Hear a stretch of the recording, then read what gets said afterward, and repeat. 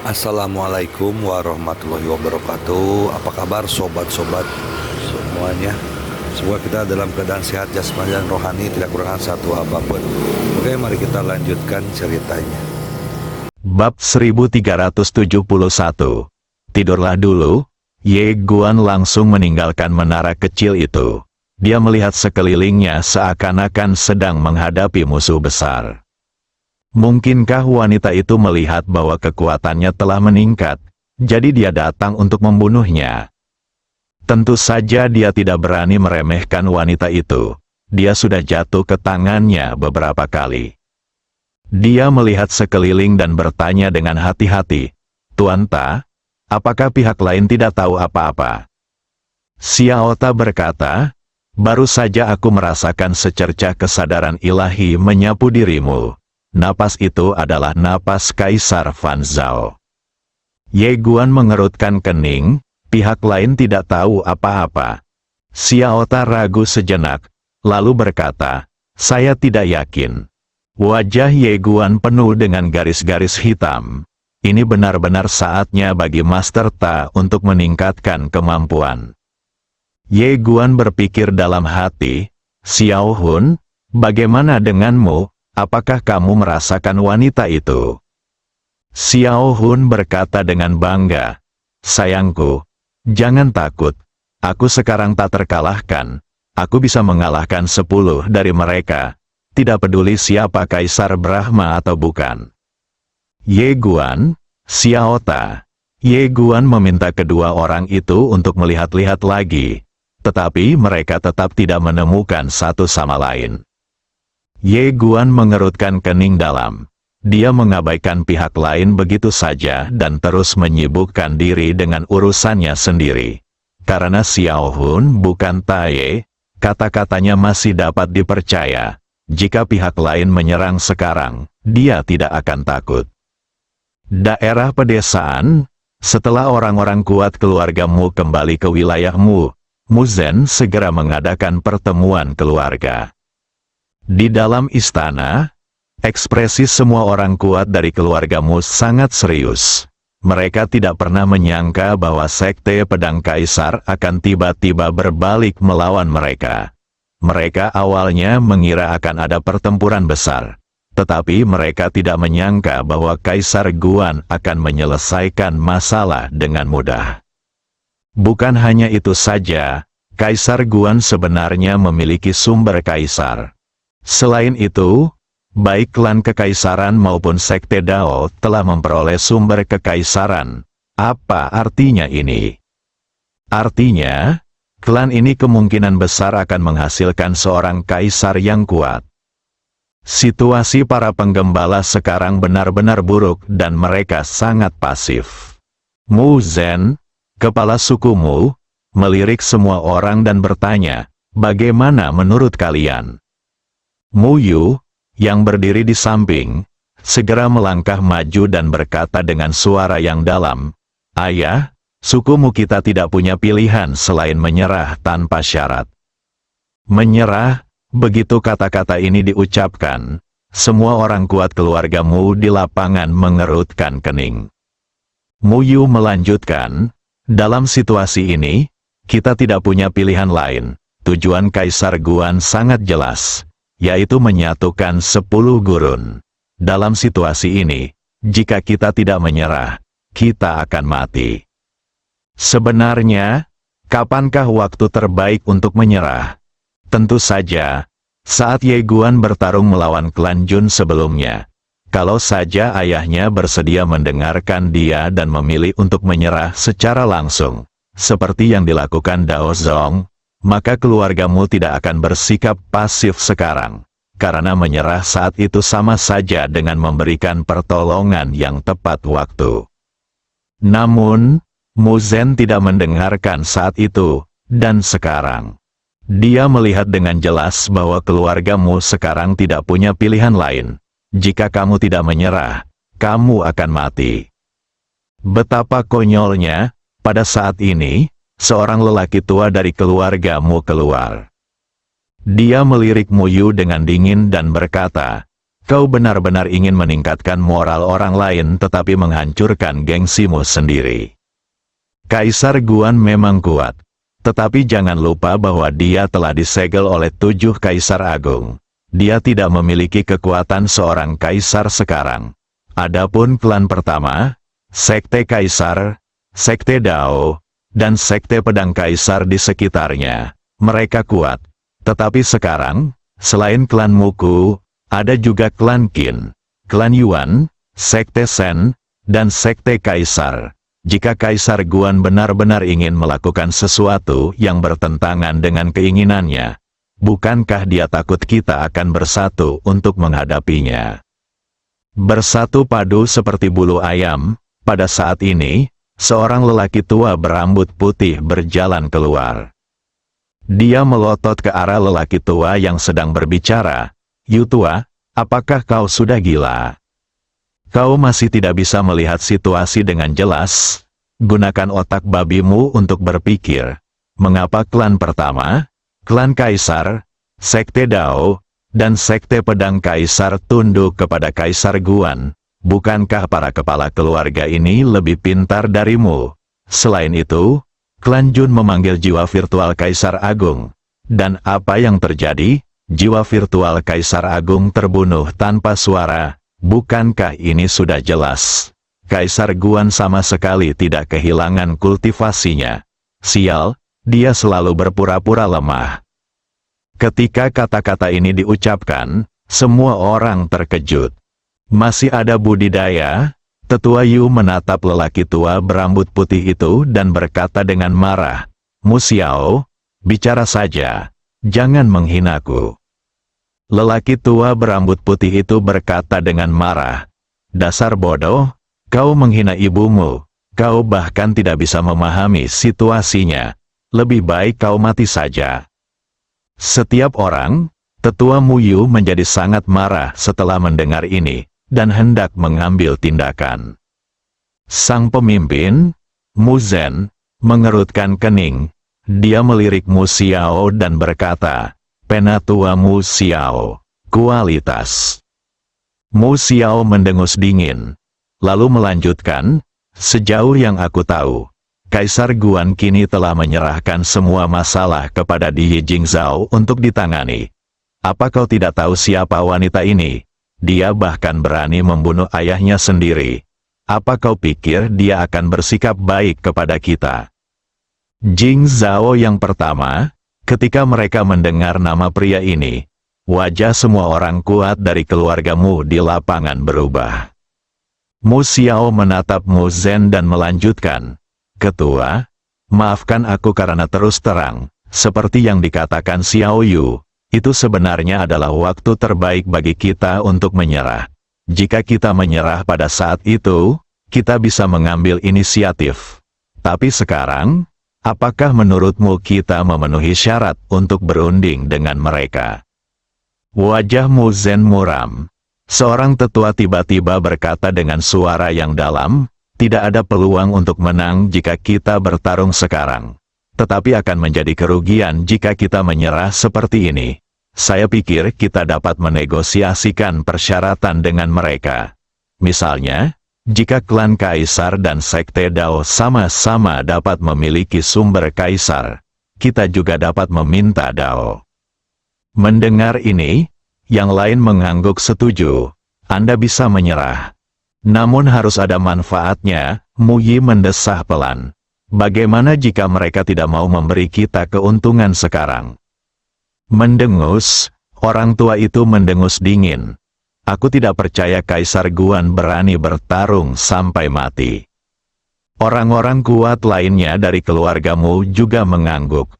Orang tua itu melanjutkan, "Kekuatan keluargamu secara keseluruhan masih ada, dan masih ada klan Kaisar, klan Dewa, klan Yuan, dan para kerabat. Aku yakin Kaisar Guan pasti akan waspada dan tidak akan berani bertarung sampai mati." Mu Qi menggelengkan kepalanya. Ketika jiwa spiritual Kaisar klan Jun muncul di dunia hari itu, apakah Kaisar Guan memberinya wajah?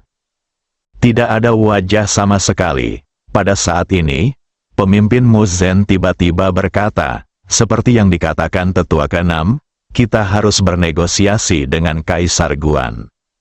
Jika dia bersedia memberi kita sumber Kaisar, apa pentingnya jika keluargamu menyerah padanya, jika dia tidak mau memberikannya dan ingin mendapatkannya secara gratis?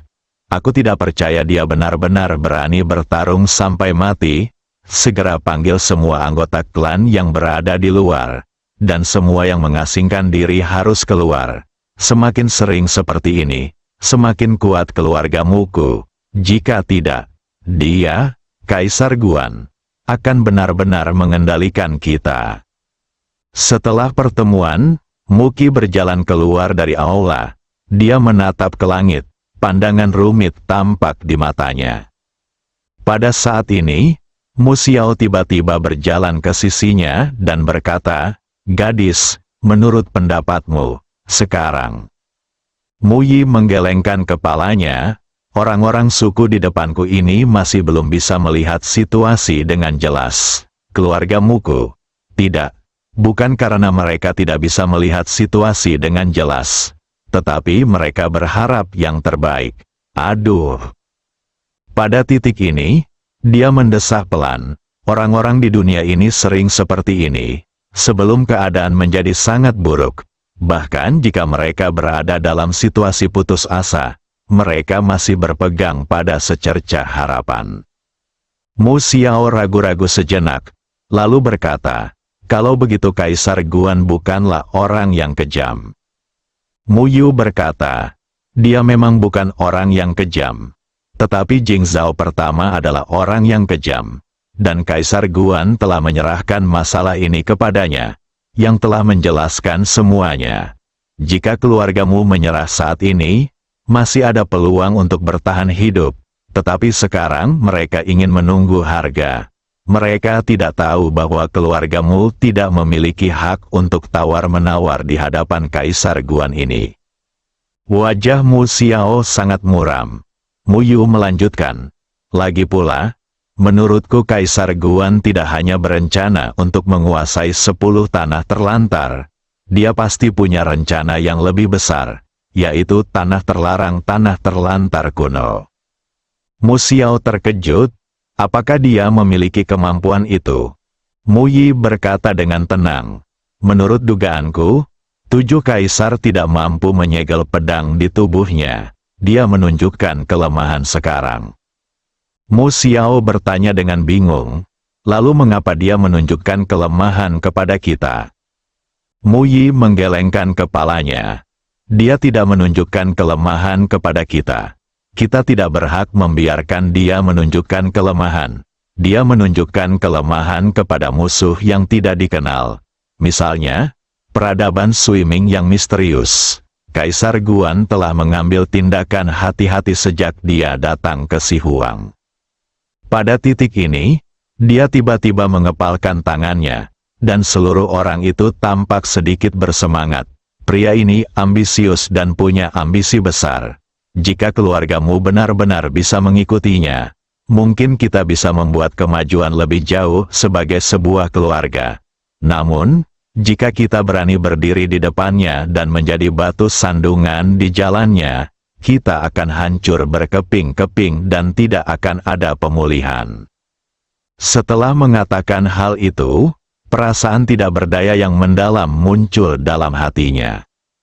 Dia bukan kepala keluargamu, jadi dia tidak bisa membuat keputusan apapun. Keluargamu masih berfokus pada kepentingan langsung, yang tidak diragukan lagi sangat berbahaya, karena jika Anda ingin bernegosiasi dengan mereka, Anda harus memiliki modal dan kekuatan untuk melakukannya. Keluargamu jelas tidak memilikinya sekarang. Mu Xiao tiba-tiba berkata, cari Kaisar Guan. Ketika Mu Yu mendengar ini, wajahnya langsung memerah. Melihat ekspresi Mu Xiao sedikit terkejut, lalu berkata, gadis, apa yang sedang kau pikirkan? Maksudku, jika kau pergi mencari perlindungan pada Kaisar Guan, dengan kebijaksanaanmu, dia pasti akan dapat memanfaatkanmu. Selama dia bersedia memanfaatkanmu, maka klan Muku akan memiliki secercah harapan. Sang gembala terdiam. Mu Xiao berkata, "Jangan ragu, pergilah sekarang." Mu Yi menarik napas dalam-dalam dan berkata, "Oke." Setelah berkata demikian, dia langsung menghilang. Mu Xiao menatap langit dengan kekhawatiran di matanya. Mu Yu baru saja meninggalkan Mu Yu, dan sebelum dia berjalan lama, sebuah kekuatan misterius menyelimutinya. Saat berikutnya, ruang dan waktu di depannya terbelah, lalu seorang wanita perlahan berjalan keluar. Orang yang datang adalah Di Jingzhao. Di sampingnya, ada sekelompok tokoh terkemuka dari klan pertama dan sekte Dao. Saat dia melihat Di Jingzhao, wajah Mu Yu tiba-tiba berubah. Pertama Jingzhao menatap Mu Yu tanpa mengucapkan sepatah kata pun. Tekanan tak terlihat menyelimuti Mu Yu. Mu Yu berkata dengan tenang, ternyata itu adalah pemimpin klan Jingzhao.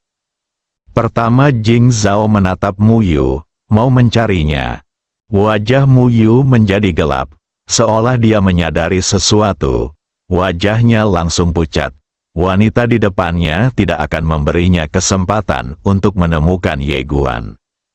Mengapa? Sebagai seorang wanita, dia tentu saja memahami pikiran Jingzhao pertama. Sekarang Kaisar Guan tinggal di klan pertama. Jelaslah dengan perhitungan sederhana bahwa Kaisar Guan memiliki hubungan yang rumit dengan pemimpin klan Jingzhao. Bagaimana pemimpin klan Jingzhao mendapatkan Kaisar Guan? Itu bukan hubungan serius, itu seks dulu.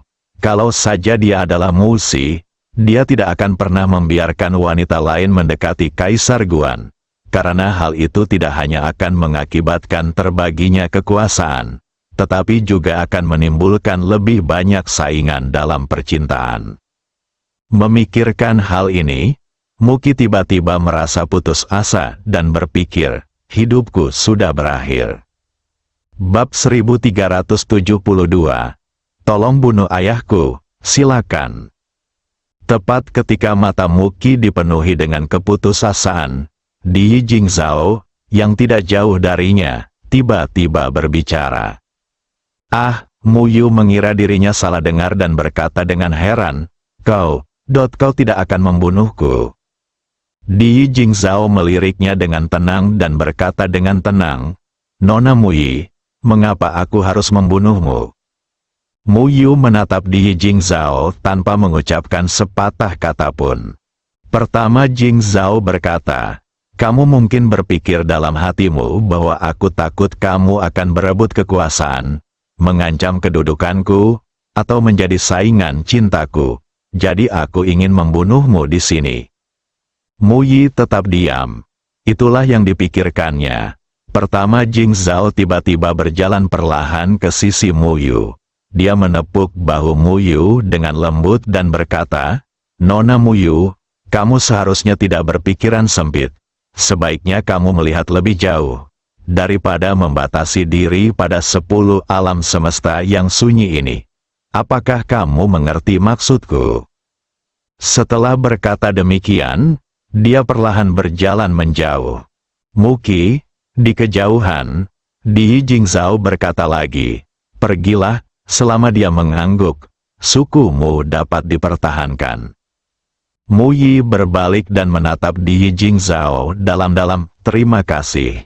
Setelah mengatakan ini, dia berbalik dan menghilang di ujung galaksi. Pertama-tama Jingzhao perlahan menutup matanya.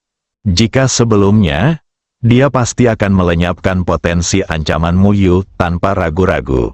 Bahkan jika kemungkinan ancaman ini hanya 1 dari 10.000. Tetapi sekarang, dia tahu betul bahwa jika tatapan Jingzhao pertamanya masih terpaku pada tahap sebelumnya dan pola pikirnya masih sama, maka dia tidak layak berada di sisinya. Seperti yang dia katakan, polanya bisa lebih besar. Di dalam menara kecil, di dalam kehampaan, 200 prajurit pedang tingkat orang suci sejati tengah bertarung dengan 6 prajurit perunggu. pertarungan antara kedua pihak sangatlah sengit. Dan 200 pembudidaya pedang tingkat orang suci sejati masih ditekan. Ye Guan sedang menonton dengan tenang di samping.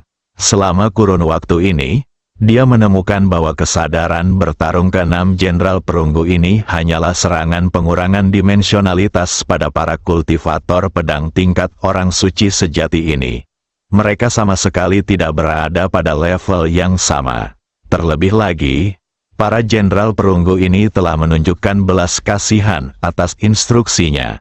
Jika tidak, 200 pembudidaya pedang suci sejati pasti sudah terbunuh sejak lama. Pada saat ini, Yanri tiba-tiba muncul di samping Ye Guan. Dia memandang para penggarap pedang yang sedang dipukuli. Ia tidak menyangka bahwa prajurit perunggu begitu kuatnya. Dia berkata dengan suara berat, "Kaisar Guan, mereka sama sekali tidak sebanding." Ye Guan mengangguk, "Itu perlu ditempa dengan keras." Dia menutupi matahari dan tampak ragu untuk berbicara. Ye Guan tersenyum dan berkata, "Katakan saja." Yanri bertanya, "Kaisar Guan, apakah pedang di tubuhmu benar-benar Kaisar Agung?" Ye Guan mengangguk. Yanri tampak muram. Ye Guan menoleh ke arah Yanri dan berkata sambil tersenyum, "Kamu juga punya kesempatan." Yanri menggelengkan kepalanya. Tidak mungkin sebuah pedang tanpa pemilik bisa menjadi seorang kaisar. Ye Guan terdiam. Memang seperti itu. Sungguh sulit bagi pedang tanpa pemilik untuk menjadi seorang kaisar. Dan posisinya saat ini sebenarnya agak canggung. Ia memandang rendah mereka yang berada di bawah Kaisar Agung. Dan Kaisar Agung pun memandang rendah ia. Ia tidak bisa naik maupun turun. Ye Guan tiba-tiba bertanya, "Yanri, pernahkah kamu memikirkan sebuah pertanyaan? Yaitu, mengapa kamu tidak bisa menjadi tuan bagi dirimu sendiri?" Yanri tertegun. Ye Guan tersenyum dan berkata, "Dengan levelmu, apa bedanya dirimu dengan orang lain? Kamu bisa mencoba untuk tidak menganggap dirimu sebagai pedang, tetapi sebagai manusia." Yanri tertegun. "Memperlakukan diri Anda sebagai manusia. Kalau dipikir-pikir seperti ini, hal itu tidak tampak mustahil. Mengapa saya harus mencari master? Bukankah baik jika menjadi tuan atas diri sendiri?" Ye Guan tersenyum dan berkata, "Coba pikirkan, jika kamu menjadi kaisar tanpa tuan, betapa bertentangannya hal itu dengan keinginan surga." Darah mendidih saat Yanri disebut. "Ya, jika aku bisa menjadi kaisar tanpa tuan, bukankah itu akan menggemparkan seluruh jagat raya?" Rasanya sungguh menyenangkan hanya dengan memikirkannya. Ye Guan melanjutkan, "Ketika kamu menjadi kaisar, kamu tidak perlu mencari tuan, tetapi kamu bisa menjadi tuannya." Pelindung matahari, Ye Guan merentangkan telapak tangannya, dan sebuah cincin penyimpanan terbang di depan Yanri. "Ini adalah kristal kaisar kelas atas, yang akan sangat membantu Anda saat ini. Mengenai sumber kaisar, saya tidak akan memberikannya kepada Anda untuk saat ini. Karena meskipun Anda memiliki sumber kaisar, itu tidak berarti Anda dapat menjadi seorang kaisar. Tidak peduli apakah itu Anda atau Nona Jingzhao. Fondasi Anda terlalu lemah, tidak mungkin menjadi seorang kaisar dengan menelan sumber kaisar sekarang. Apakah Anda mengerti apa yang saya maksud?" Yanri berkata cepat, "Kaisar Guan, aku mengerti.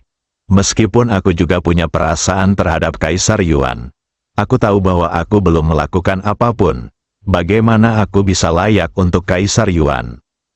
Ye Guan menoleh dan melirik para pendekar pedang yang sedang bertarung.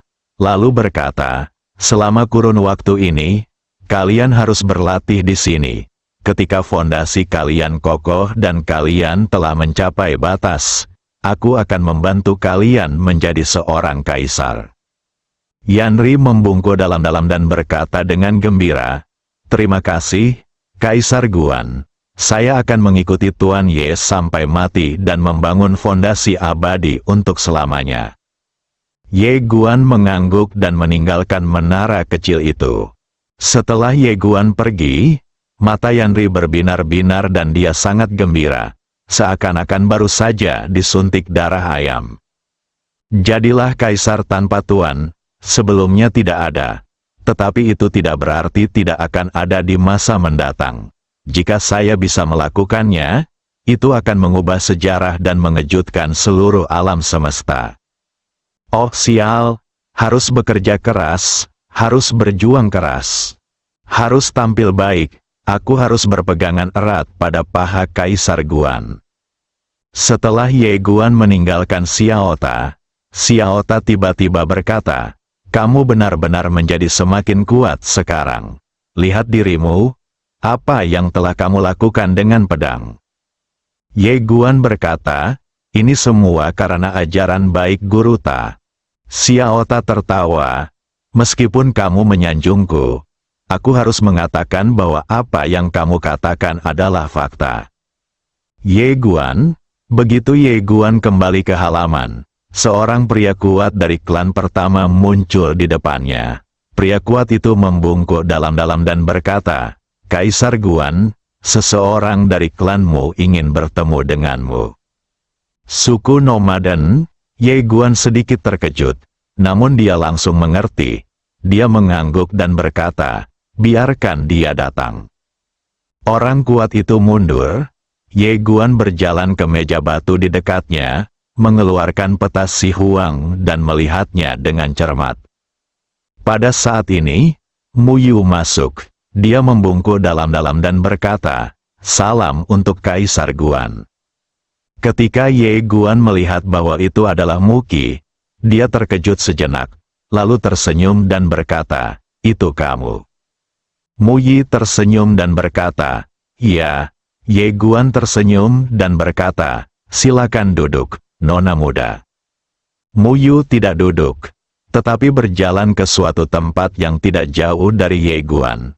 Lalu langsung ke pokok permasalahan, "Kaisar Guan, bisakah kamu memberi jalan keluar bagi klan Muku?" Ye Guan menatap Mu Yu dan berkata, "Itu tergantung pada pilihan sukumu sendiri." Mu Yu berkata dengan suara yang dalam, "Orang-orangmu akan memilih untuk mati." Ye Guan tersenyum dan berkata, "Kalau begitu, tidak ada yang bisa kulakukan." Mu Yu perlahan mengepalkan tangannya. Setelah terdiam sejenak, dia menarik napas dalam-dalam dan berkata, "Silakan minta Kaisar untuk mengeksekusi ayahku, dan aku akan mengambil alih sukumu." Ye Guan menatap Mu Yu tanpa mengatakan apapun. Wajah Mu Yu memucat, dan dia berkata dengan suara gemetar, "Selama ayahku ada di sini, klanmu akan binasa." Kematian klanmu tidak akan menguntungkan Kaisar Guan sama sekali, karena klanmu telah beroperasi di Mu Yu selama bertahun-tahun, dan orang-orang serta makhluk di seluruh Mu Yu memiliki rasa identitas yang besar dengan klanmu. Begitu klanmu dimusnahkan, orang-orang Mu Yu akan panik, dan mereka akan membenci Kaisar Guan. Dengan cara ini, Kaisar Guan akan menghadapi banyak rintangan dalam mempromosikan metode Guangxuan.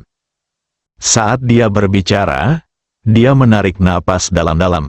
"Jika aku menjadi kepala kawanan, aku akan melakukan yang terbaik untuk membantu Kaisar Guan mempromosikan metode Guangxuan, dan juga akan mempromosikan reformasi kawananku."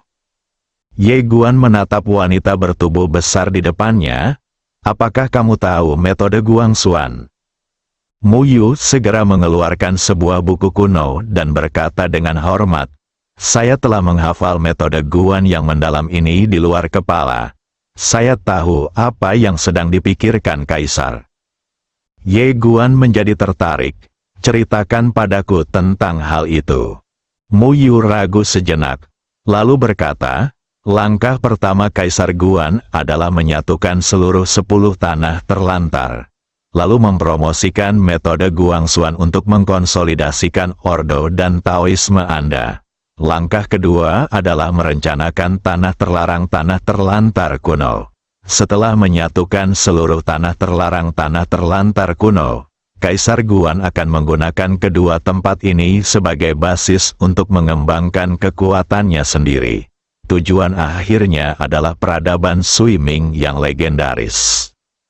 Sambil berbicara, dia melirik ke arah Ye Guan dan melanjutkan, Kaisar Guan sedang merencanakan seluruh alam semesta. Ye Guan tersenyum dan berkata, kalau begitu, menurutmu, apakah aku boleh pergi ke arah ini? Mu Yu berkata dengan suara yang dalam, baiklah, tentu saja, tetapi ada prasyaratnya, yaitu waktu. Selama proses ini, tidak ada kekuatan besar yang dapat menargetkan kita. Selain itu, Kaisar Guan tidak bisa bersikap belas kasihan. Dia harus menggunakan cara berdarah besi untuk menekan semua keluarga yang tidak tunduk, terutama keluarga dan peradaban yang beruntung. Jika mereka tidak cukup kejam, orang-orang itu akan membenci Kaisar Guan, berpura-pura mematuhinya tetapi sebenarnya tidak mematuhinya, dan bersikap munafik.